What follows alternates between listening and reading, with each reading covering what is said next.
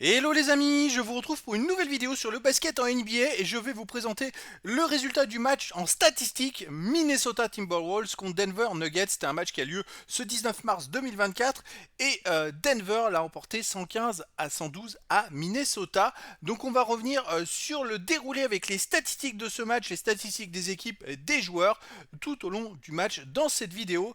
Alors déjà, dans ce match-là, au premier quart-temps, les Denver Nuggets menaient 35 à 28. Au deuxième, ils ont gagné 35-27. Donc il y avait déjà quand même pas mal d'écart. Il y avait 15 points d'écart à la mi-temps. Troisième quart-temps, Minnesota s'est bien ressaisi avec un 29-17.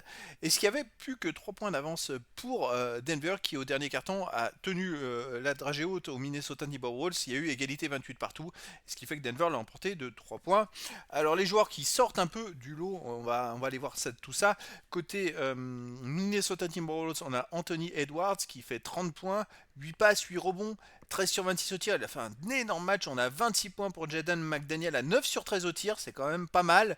Alors c'est vrai qu'il manquait quand même des gros joueurs, mais je dirais que dans l'ensemble, Minnesota a quand même tenu la dragée à Denver, hein. Ils se sont vraiment bien comportés.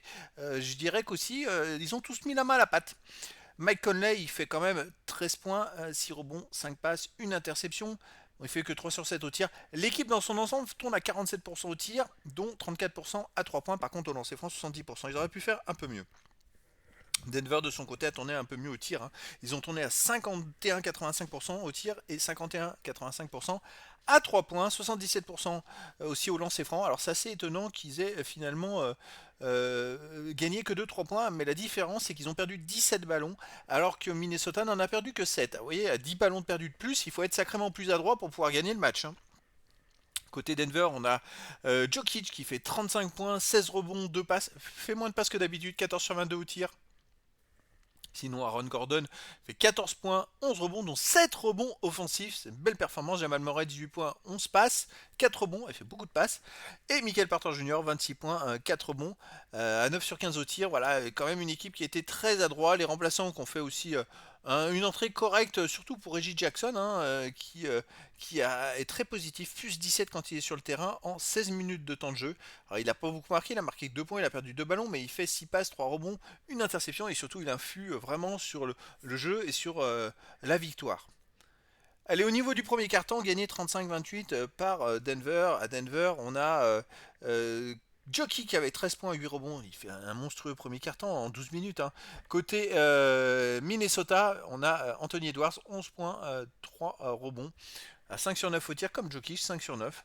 Après, sinon, côté Denver, on a quand même Aaron Gordon qui fait 8 points, 8 rebonds, dont 5 rebonds offensifs. Il a été monstrueux. Il a vraiment mis le tempo, Aaron Gordon. Et ça fait des grosses différences pour la suite du match.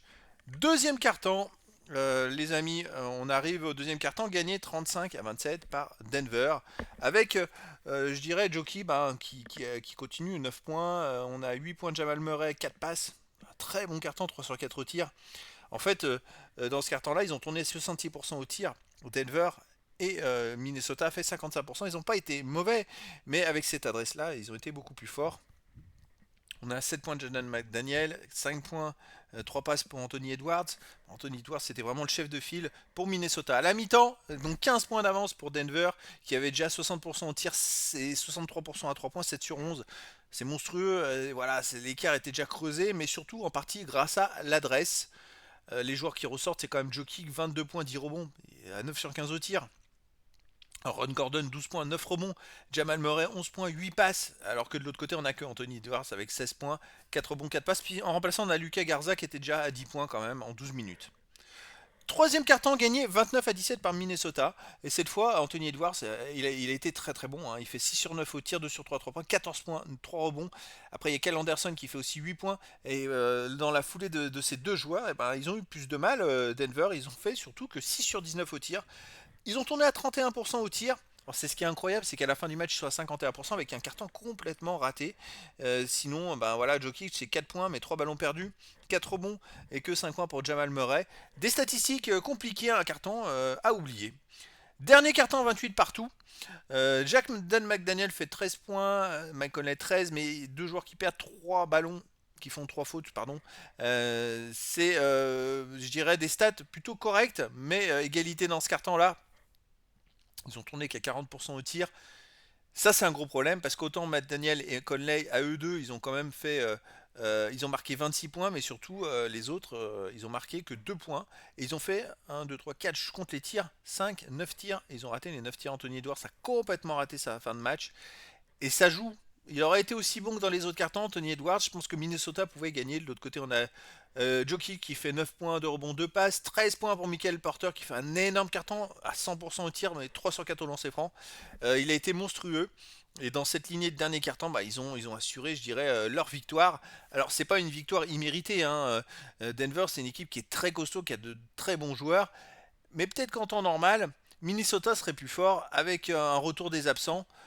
Ah, donc ce sera à voir pour la suite. Moi je pense que Minnesota avec son équipe type sera peut-être mieux armé que Denver. Mais après dans le basket je dirais que tout est possible. En tout cas voilà, c'était le résumé en statistique du match Minnesota Timberwolves contre Denver Nuggets. Un match du 19 mars 2024 qui a vu la victoire des Nuggets 115-112 chez les Timberwolves. Voilà les amis, je vous dis à très bientôt pour une nouvelle vidéo.